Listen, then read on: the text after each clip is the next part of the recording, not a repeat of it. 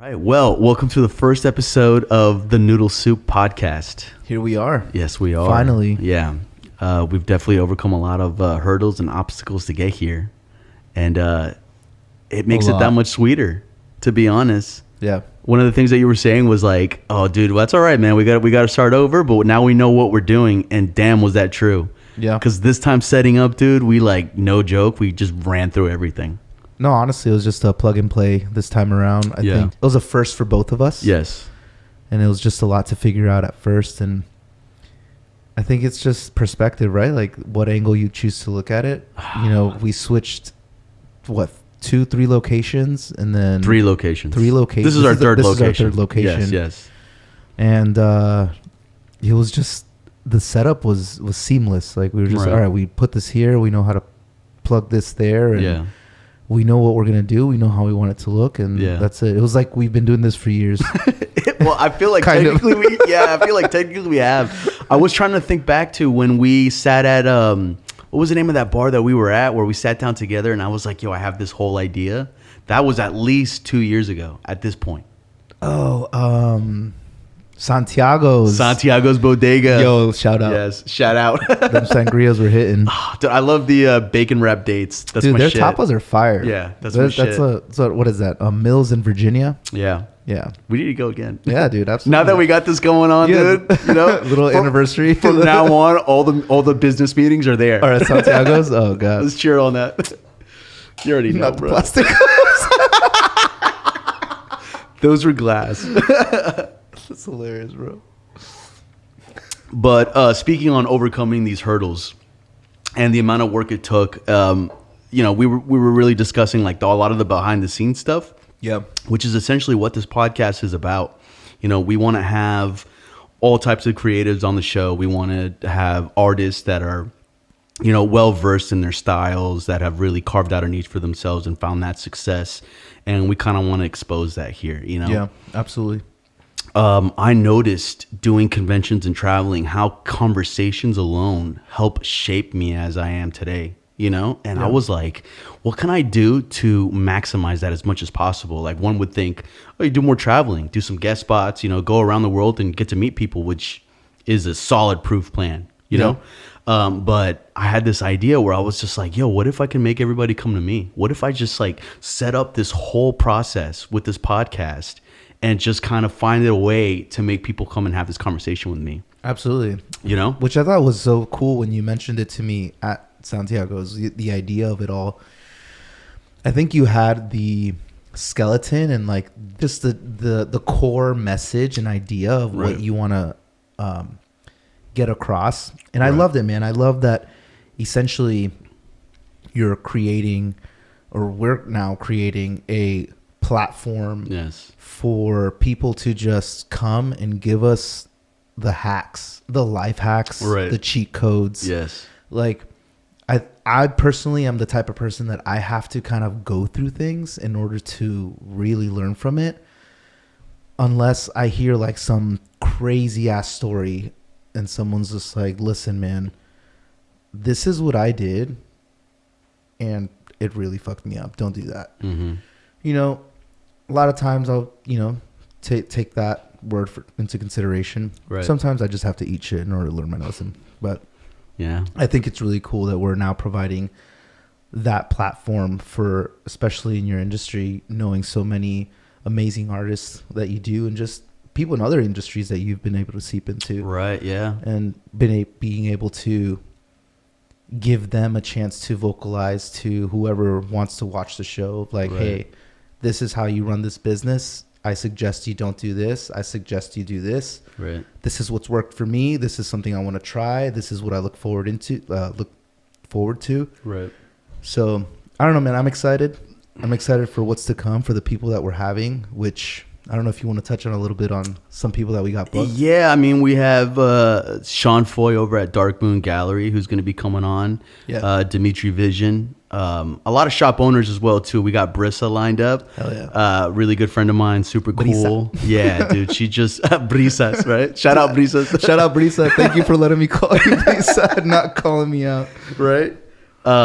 and just like people I genuinely respect. Yeah. You know, like even like artists that I just can't even wrap my head around how they do what they do. Like for example, like Sean having 3 kids. Yeah. Wow. And I didn't know that. And yeah, 3 kids and finding the time to stay active on social media, pump out content, own a shop, have a awesome relationship with his wife, and inspire people like me. You know, like That's I so feel like admirable, man. You know, to be someone who inspires me, like you have to like not to like boost myself up or anything, but like you got to be someone who's really putting in the work. Yeah, you know what for I'm saying? sure. And I see that from someone like that, and I'm just like, I got 1 kid.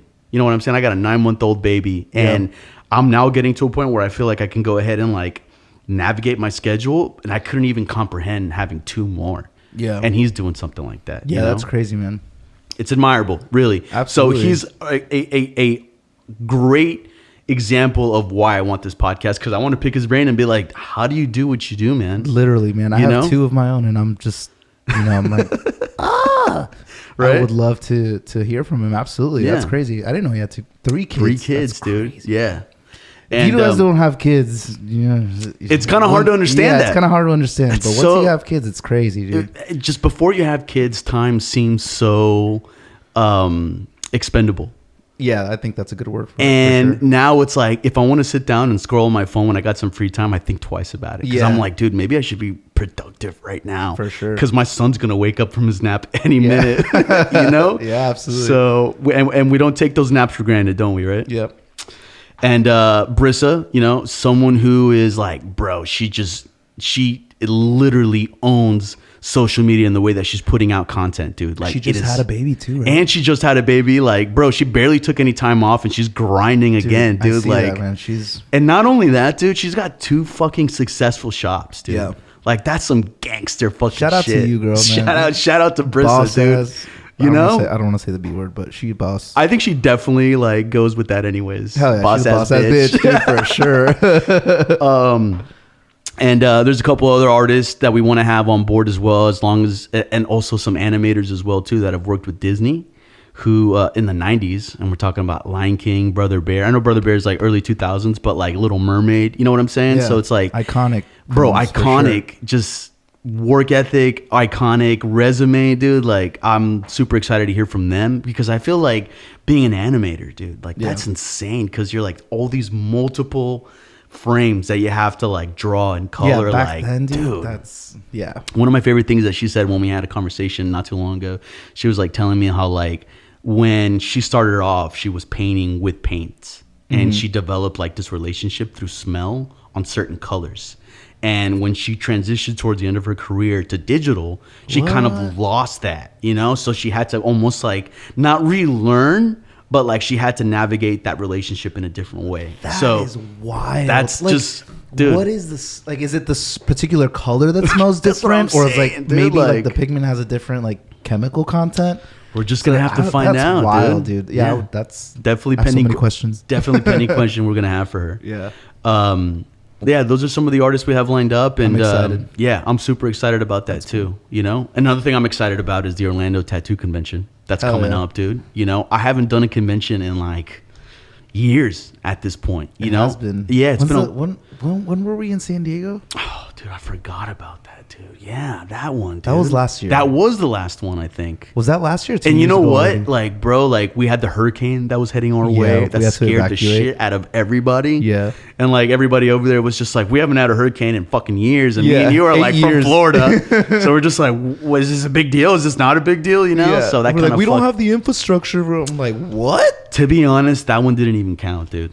You know what I'm Yeah, saying? So, that and for before sure. that, dude, probably when I went to Europe with Spooky like years ago. So Yeah. I'm really excited for this show.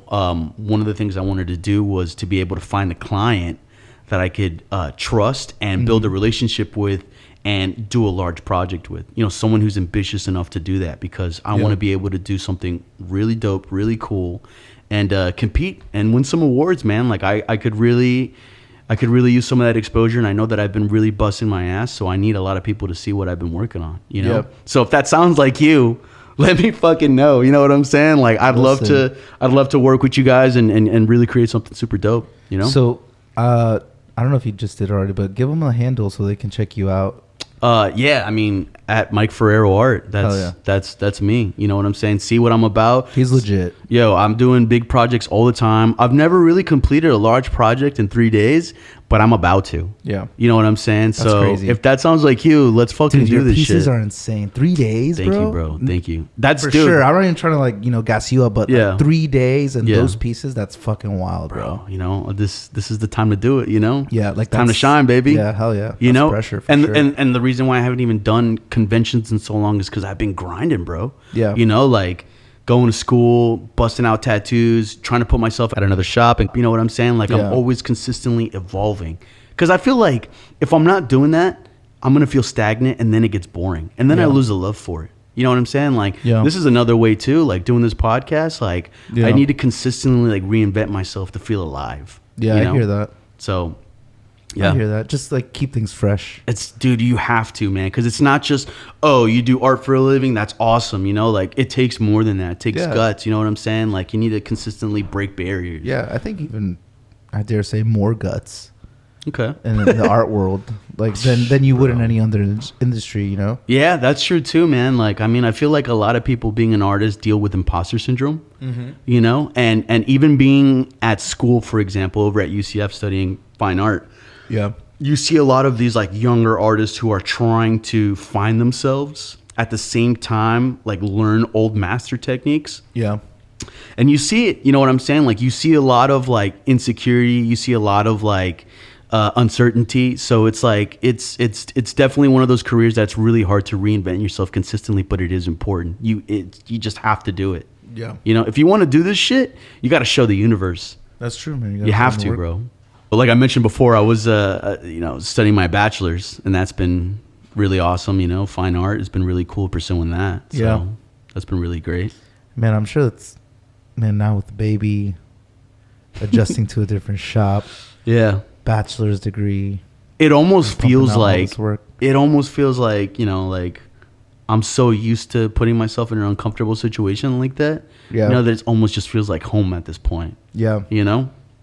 That's a good place to be, I think. Yeah, for sure. That's awesome. For sure. Dude, I'm excited for your Alexander Chains pieces, man. Bro. I mean, I'm excited for them to get on this wall. If it weren't for you, I don't know if Alexander Chains would be what it is today. You know what I'm saying? Like me and you linked up and you were like, yo, I think we should do all the artwork themed around for the podcast be Alexander Chain style. And I was just like, really? Yeah. Like, all right, let's fucking do it. Like you gave me a lot of the confidence that I need to like push that, man. No, thank you, I mean, bro. Like, dude, I think it was kind of needless to say. Honestly, from my perspective, it's like, dude, what are you doing? Like, why are you not...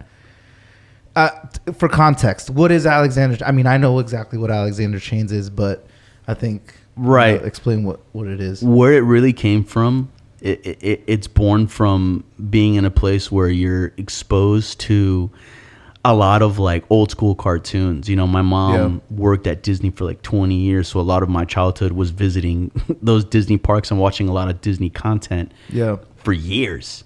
And I just like organically would just draw those cartoons like my whole life. Like Rubber Hose style? Yeah, that Rubber Hose style. Like I just kind of just naturally was drawn to that stuff, you know? And for a long time, you know, I pursued tattooing. I pursued black and gray, so I kind of put it on the back burner. But my logo was Rubber Hose. You know what I'm saying? The little ink cap with the ink spraying out. Yeah, homeboy. Yeah, right? And it just kind of just always stuck with me, you know? And me and you linked up, and you had me like drawing fucking people and stuff like that. We have our own portraits right up there. Look at us. That's us right there, you know? I would have never attempted that, bro, had it not been for you just being like, yo, you really need to push this. You need to try this stuff, you know? Fuck yeah, dude. So I appreciate that. And now that I'm diving into color too, you know, I definitely want to go ahead and sneak those cartoons in there and start doing some tattoos like that too, you know? Oh, yeah. Because I know that I've actually tattooed my logo on a handful of people. Really? Yeah. Camilo, your cousin, bro. He has it on? Yeah, I did it on his wrist. That's sick. Yeah, I remember he came into the shop and he didn't know what he wanted. He was like, "Can I get your logo?" And the times that I've tattooed my logo it goes exactly like that. Like, yo, that's cool. What is that? Can I get it? You know? Yeah. So that's dope. Yeah. So yeah, I've had the experience doing that already. So you got people out that are branded, dude. I got people out there like repping Alexander chains already, awesome. dude. That's what's up. You know, and it's also opened up this new avenue where I'm doing like the figures. Unfortunately, I don't have mine here right now. Yeah. But I don't know. Like I think that growing up and seeing my dad always have like a bunch of collectibles around the house. I remember that, bro. I kind of That was just crazy. yeah, I kind of just went into that world without even thinking. You know what I'm saying? Like I got my shit 3D printed, you know what I'm saying? And now I'm like trying to figure out how to do like resin molds and stuff so it has like a more durable material. Okay. And then I want to hand paint them and stuff and just start releasing them out like that. Kind of like Cause, you know? You know Yeah. the artist Cause, Yeah, right? yeah, for sure. I want to do some stuff like that too, you know? Like That's I said, awesome. consistently reinventing yourself. You know, you always want to do new things, you know? So I love that. it's the shit that makes me happy, bro. I love that, man. I'm excited for everything that's to come, dude. I'm excited to be able to showcase all this, to be a part of it with you. And I'm excited for everyone to see what is to come from this show. And honestly, all the game that people are going to get put on, dude. Like, Man, yeah. if you've only heard of the conversations and the things that we've been talking about, like it's for the past couple of years. For the past couple of years. Yeah. And honestly, thank you to those of you who are about to be on the show for being so patient. Thank you. Yeah. Because we're stoked that you guys are going to be on. So Brissa, Sean Foy, Dimitri Vision. Yeah, for sure. Irma Cortez, the animator. So oh my gosh. Yeah. I'm so stoked. yeah, I'm stoked too, bro. I'm so Yeah. stoked. We're definitely going to pick her brain on all that color smelling stuff. Yeah. You know, and you know what? We haven't even talked about the other segment we wanted to do, which is the Super Sketch Bros. Oh yeah, that one's gonna be fun, man. Yeah, so I can't wait to literally just be able to like doodle and have some fun with some of my favorite artists, bro. Like it's gonna be ridiculous. You know, we had this concept, this idea where while we have these guests here with us, where we wanted to go ahead and either throw up a reference or not throw up a reference, and then just kind of give us the opportunity within 60 seconds to 2 minutes, just kind of draw it off the top of the dome, you know, and have some fun, have some real organic flesh just coming out, you know what I'm saying? Yeah. So and it's cool to see the kind of just those creative minds with insane talent just on the spot. Right. Here's what it is. You know, and because it's cool. Because you know, being a realism artist, sometimes you put so much thought into a concept or a design right before you start executing. So like, you know, one of the exercises that we do at school when we're drawing in my drawing class is just kind of just draw off the top of the head. You know, there'll be like live figures, but like live models, but we'll just go ahead and add other concepts to it. You know, like our professor would go around and give us like a word on a piece of paper and be like, whatever you end up drawing around the model, the figure, you know, have it themed around this. You know what I'm saying? Wow, that's cool. So this is almost kind of like, you know, an extension of that. You know what I'm saying? Where it's like, it's almost like a brain exercise for an artist to just go ahead and just start drawing, have some fun. You know, sometimes you get so caught up in making something, think outside the box. For sure. You get so caught up in making something look so good or so exact, you kind of lose that. You know what I'm saying? So, you know, it's almost like going back to your roots. Because when we were kids, you know, I was always drawing random doodles like Crash Bandicoot and Wolverine, some X-Men shit, you know? I love Crash Bandicoot, dude. Yeah, me too, Naughty Dog. Banjo-Kazooie. Banjo-Kazooie is another good one. Banjo-Kazooie was a banger, dude. Yeah, Banjo-Kazooie was I feel like all N64 games were just fun, dude. Yeah. You know, I feel like games nowadays kind of lost that. You know, they're so focused on the realism aspect of it. You know, Call of Duty and all those types of games, you know, like... Well, what would you consider? So, like, so aside from and this will just be a short, like, little segue here on video games. I guess. Good, but, yeah. So that was N64. Then we got a little older, and then PS2 or PS1 and PS2 came out. Right. You were always a Jack and Daxter. That's Naughty Dog, baby. That's Naughty Dog. I was always Ratchet and Clank. You were, yeah. I loved Ratchet and Clank. And then Johnny had Sly Cooper. Oh, I love Sly Cooper. Sly Cooper fucks. Those games are just dope, dude. You know what I'm good. saying? Like, I think they're called platformers. And it's like, because of like DLC and stuff like that, and shooters or first-person shooters, they've kind of like deviated away from that. You think it's died entirely? I'm not a gamer, dude. I don't own a single console. I haven't for years. Really? Yeah.